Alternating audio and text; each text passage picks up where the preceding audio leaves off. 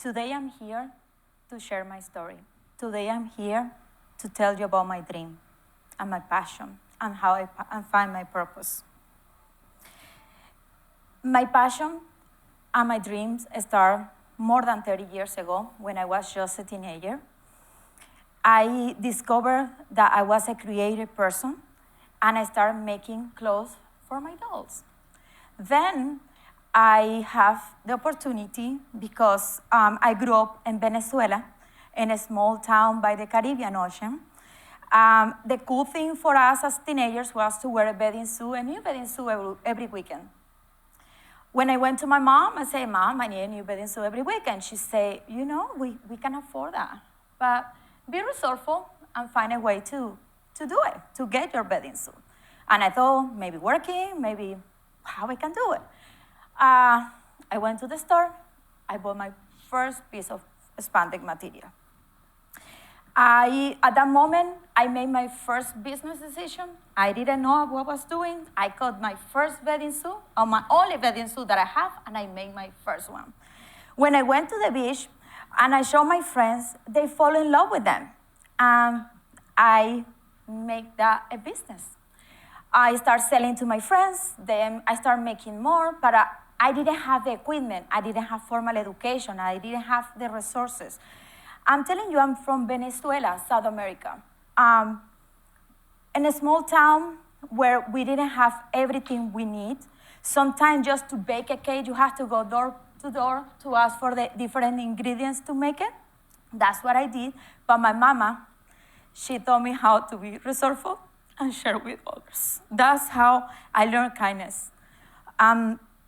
At that moment, when I start making the bathing suits, I start just producing my first pieces, I found my passion.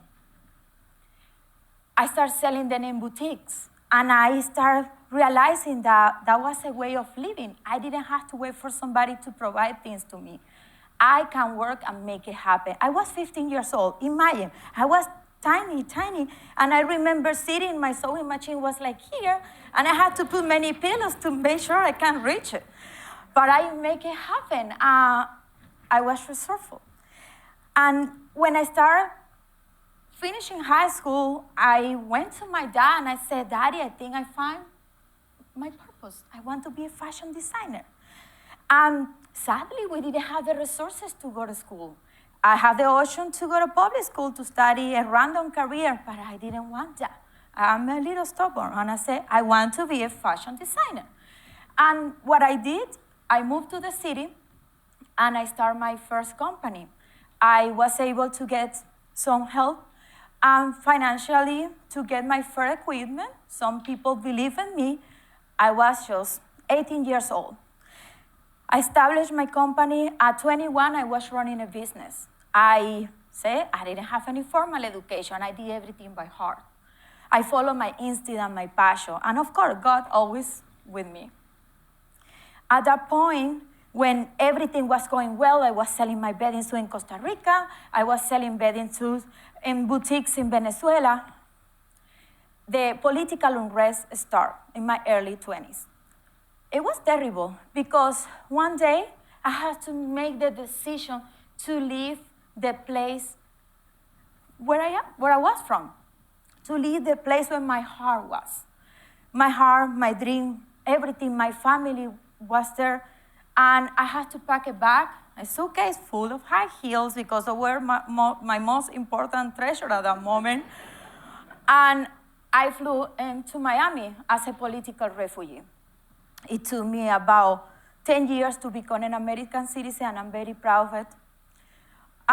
When I moved to Miami, I will say I didn't speak English at that time. I was 23 years old. I had to take myself back to school to learn English. It was hard because when you come to a place, you don't know the culture. You don't know what to expect. You don't know what you're gonna do. It's just to find yourself in this huge, big place. Just to go to the supermarket was so different because in Venezuela, we have everything is tiny. Coffee is tiny, laundry detergent is tiny. And I went to the store and I found all these big things and I'm like, oh my gosh, here, I'm in the right place because This is fantastic. We can get whatever we need. In Venezuela, it wasn't possible. Even for people with money, it is challenging not to have just running water, no power. You get tired from work. I was sewing sometimes, no power, no electricity. When I moved in Miami, I was overwhelmed because I saw the possibilities. I didn't saw the challenges. I never see the challenges. I tried myself because my mama told me, just find the solutions. Find the solutions. Don't focus on the problem, just find the solution. And that's what I did. I started, okay, how are we gonna do this? I started studying English. I still improving it because, as you see, I started struggling a little bit, but I can communicate. I know now what an appointment means because the first time I went pregnant, I was like 6 months living in America, and I went to the doctor pregnant, and the person said, do you have an appointment? I'm like, I don't think so. I did have an appointment, now I know. And there is many stories like that, the English, like cows and cows. Those are those words that I have trouble. Okay, I will say, moved to Miami, went to school, studied English. I took myself, I will say I was having kids, working full time, and going to school at the same time, full time. One semester I took 6 classes, that was crazy, but I did it. And I don't remember sleeping. My life was fast. Every time I had to cook. I'm a very traditional mother. I cook like full meals every day in the morning and night. And working, going to school, and raising my daughters, it was challenging, but I made it happen. First, I got my business degree. 2, business. I got 1 in public relationships and my business degree. Then, trying to keep my passion alive was very hard because imagine living in Venezuela, not being able to take your sewing machine where my babies. And one time I said, I don't want to do this anymore. I just want to quit. But there was the voice of God telling me, you're gonna do it even if you don't want to, because I'm going to provide what you need. At that point, it presented the opportunity to go to fashion school, go back to school because I already have my business background. And I say, how am I gonna do it with 3 daughters? I'm raising 3 babies. How am I gonna go to school, work at the same time, and go to fashion school? He made it happen. I went. I decided to start fashion school. Sometimes I feel like a grandmother because I was going to school with 18 and 19 years old, and I was 33. It took me more than almost 18 years to be able to go to fashion school. I finished high school and always wanted to be a fashion designer, but it took me 18 years to go to fashion school. I remember when I came from Venezuela, other than my high heels and my suitcase, I brought a book. In the book, it was a booklet about the Art Institute of Fort Lauderdale. I didn't know how to say Fort Lauderdale back then, but I thought, my family, someday I'm gonna attend to the school. I don't know how that's gonna happen. It's money, it's just the resources, it's the time raising a family, and God make it work. I went to fashion school. I never miss a class. Sometimes I have to be there with my kids and a stroller, but I did it. I graduated with honors. I graduated magna cum laude as fashion designer. After I finished my fashion school, I was looking what I can do next. I didn't want to make bathing suits, and I saw a boy in the activewear business, and I said, okay, this is an opportunity. I saw black, gray, white, and I'm like, no, we need colors. I'm from the Caribbean.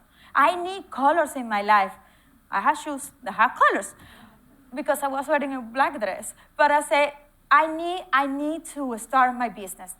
I started my company, I started making ladies' activewear. I decided to start making t-shirts.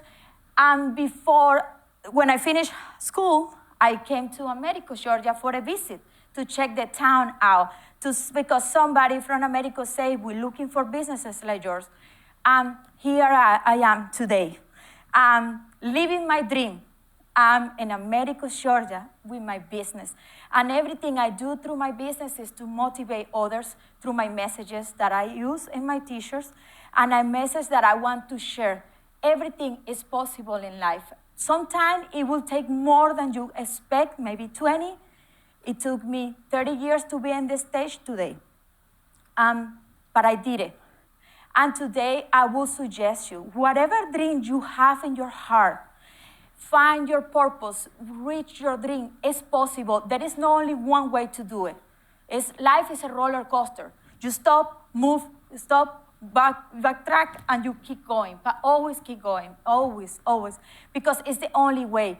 And also influence others. Last night, before finalizing my presentation, I received an Instagram message from a lady from the same small town where I grew up, and she told me, "Thank you for what you're doing. I've been following you for years, and my daddy told me your story. Now I'm studying and becoming a fashion designer because of you." Thank you.